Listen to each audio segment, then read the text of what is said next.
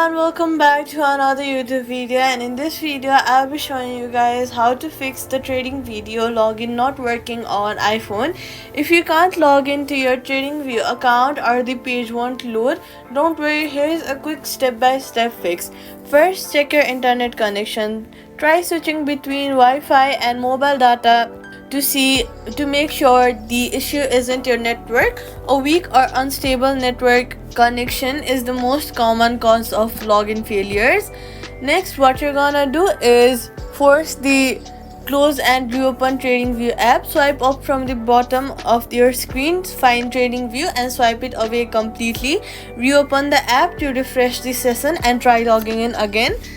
Next, we're gonna go to your settings and then clear your Safari cookies. Go to settings, search for Safari, and then scroll down, click on clear history and web data, then tap clear history and data to confirm. TradingView uses Safari's background browser for login, and cached seasons can cause stuck or failed logins. And now what you're gonna do is go to your app store, search for TradingView, and then see if there is an update button available. If there is an update button available, then update it. Now if there is not and you see an open button like mine, then that means your account is already updated to the newest or the latest version.